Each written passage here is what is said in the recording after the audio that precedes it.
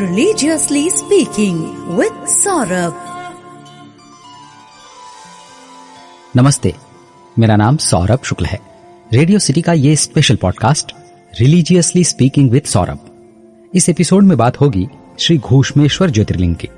ये द्वादश ज्योतिर्लिंगों की श्रृंखला में 12वें ज्योतिर्लिंग स्वरूप हैं। द्वादश ज्योतिर्लिंगों की श्रृंखला में आपको 11 ज्योतिर्लिंगों की कहानियां सुना चुका हूं। इस ज्योतिर्लिंग को घूष्मेश्वर, घृष्णेश्वर, घुस्रुणेश्वर इत्यादि नामों से जाना जाता है। यह ज्योतिर्लिंग महाराष्ट्र के छत्रपति संभाजी नगर से थोड़ी दूरी पर वेरुल गांव के पास स्थित है। वर्तमान में जो मंदिर यहाँ पर है उसका निर्माण छत्रपति शिवाजी महाराज के पितामह श्री मलोजी राजे भोसले ने करवाया था और बाद में इसका जीर्णोद्धार इंदौर की महारानी देवी अहिल्याबाई होलकर ने कराया था। शिव महापुराण में घूष्मेश्वर ज्योतिर्लिंग की कथा का वर्णन बड़े ही रोचक ढंग से किया गया है। भारत की अमर कहानियां के इस एपिसोड में आपको संक्षेप में सुनाता हूं। भारत में अद्भुत शोभा से संपन्न देवगिरी नाम का एक पर्वत है। देवगिरी पर्वत के पास ही सुधर्मा नाम के भरद्वाज कुल में उत्पन्न हुए एक ब्रह्मवेत्ता ब्राह्मण निवास करते थे। उनकी पत्नी सुदेहा शिव भक्त थीं। वो सदैव भगवान शिव की आराधना के लिए तत्पर रहा करती थीं। वे गृह कार्य में अत्यंत कुशल थीं और निरंतर पति सेवा में लगी रहती थीं। सुधर्मा भी धार्मिक और भक्ति भाव से परिपूर्ण विचारों के एक श्रेष्ठ व्यक्ति थे।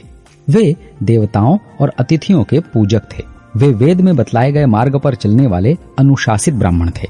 वे त्रिकाल संध्या करते और इस कारण उनकी कांति सूर्य के समान तेज से भरी हुई थी।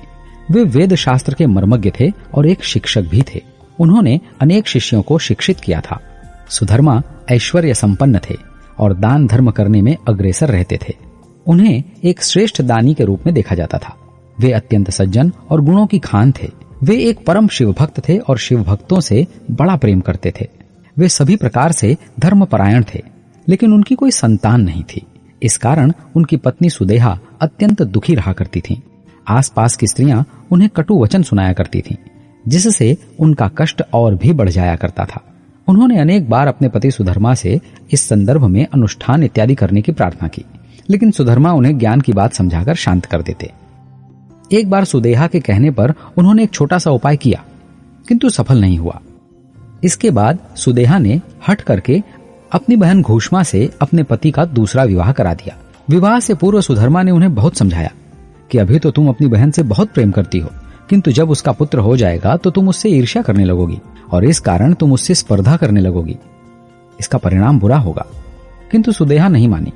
सुदेहा ने सुधर्मा को वचन दिया कि वो अपनी बहन से द्वेष नहीं रखेगी। विवाह के बाद घूष्मा दासी की तरह सुदेहा की सेवा करने लगी। सुदेहा भी उसे बहुत स्नेह करती थी। घूष्मा अपनी बहन की आज्ञा से प्रतिदिन 101 पार्थिव शिवलिंग बनाकर विधि विधान से भगवान शिव की आराधना करती और पास के तालाब में विसर्जन करती। भगवान शिव की कृपा से घूष्मा को एक अत्यंत सुंदर सद्गुण संपन्न पुत्र उत्पन्न हुआ। सुधर्मा और सुदेहा अत्यंत प्रसन्न हुए। संतान प्राप्ति के पश्चात घूष्मा के मान में वृद्धि होने लगी। घूष्मा से विवाह पूर्व सुधर्मा को जिस बात का भय था उसके बीज का अंकुरण हो गया। सुदेहा के मन में घूष्मा के प्रति ईर्ष्या भाव उत्पन्न हो गया। सुदेहा के मन से अपनी बहन के प्रति स्नेह भाव कम होता गया और पुत्र के प्रति भी।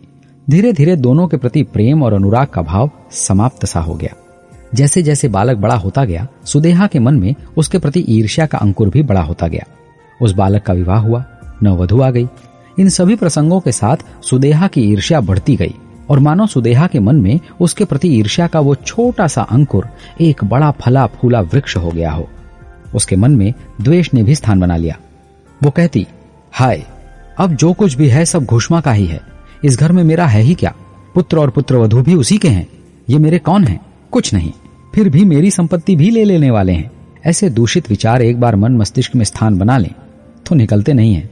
ये मन मस्तिष्क प्रेम, धर्म, कर्म, परिवार, कुटुंब सबको नष्ट कर देते हैं। सुदेहा ने जिस घूष्मा से सुधर्मा का विवाह ही संतान प्राप्ति के लिए करवाया था, उसी संतान के मृत्यु के उपाय सोचने लगी। उसके मन में इन दूषित भावनाओं ने ऐसा प्रबल वेग बनाया कि एक रात जब वह सो रहा था तो छुरे से उसके शरीर के टुकड़े टुकड़े कर दिए और कटे हुए अंगों को उसी तालाब में डालाई जिस तालाब में घूष्मा नियमित आराधना करने के बाद पार्थिव शिवलिंगों का विसर्जन करती थी। सुदेहा ने ईर्ष्या और द्वेष के वशीभूत होकर महापाप कर दिया। लेकिन उसके मन में पाप जैसी कोई भावना उत्पन्न नहीं हुई। अंगों को तालाब में फेंककर वो घर वापस आ गई और शांति से सो गई। अगले दिन प्रातःकाल सुधर्मा अपने नित्य कर्म में लीन हो गए। घूष्मा भी प्रतिदिन की भांति शिवलिंग बनाकर भगवान शिव की आराधना में लग गई। सुदेहा भी उठकर अपने नित्य कर्म में लग गई। आज उसके मन में ईर्ष्या की आग शांत हो गई थी। वो प्रसन्नता से अपने कार्यों में लगी हुई थी कि तभी पुत्रवधू का विलाप सुनाई दिया।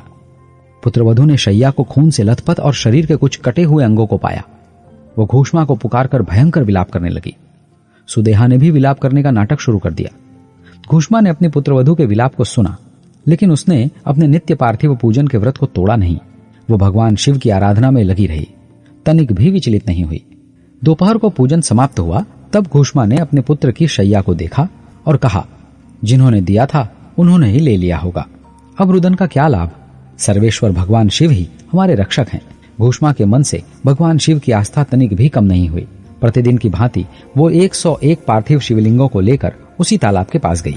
वहां शिवलिंगों का विसर्जन करके वो लौटने लगी, तभी पीछे से उसके पुत्र ने पुकारा, माँ रुको, मैं भी साथ चलता हूँ।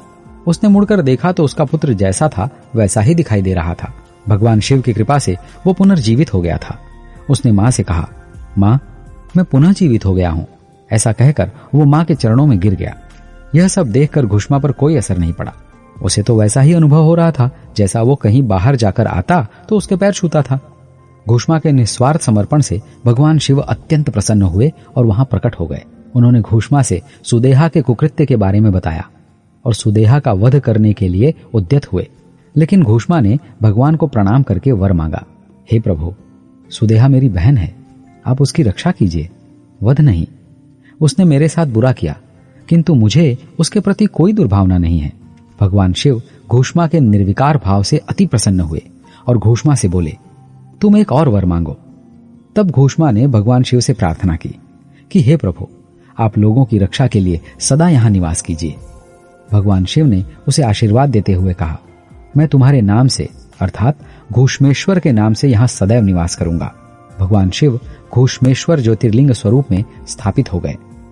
भगवान शिव ने घूष्मा को आशीर्वाद दिया कि उसकी 101 पीढ़ियों तक ऐसे ही श्रेष्ठ पुत्र उत्पन्न होंगे। सुधर्मा, सुदेहा और घूष्मा ने शिवलिंग की 101 परिक्रमा की। पुत्र को देखकर सुदेहा के मन में अत्यंत ग्लानि हुई। उसने सभी से क्षमा याचना की और पाप के निवारण के लिए प्रायश्चित किया। रिलीजियसली स्पीकिंग, अपने धर्म में बतलाई गई बातें, रिचुअल्स, कथाएं, कहानियां, इन सब में कोई न कोई विशेष बात छुपी हुई है, कोई न कोई तर्क, कोई न कोई विज्ञान है। ऐसे ही थोड़ी ना है। अपने धर्म की बातों को रिलीजियसली फॉलो कीजिए। मेरा नाम सौरभ शुक्ल है। जयराम जी की। Religiously Speaking with Saurabh.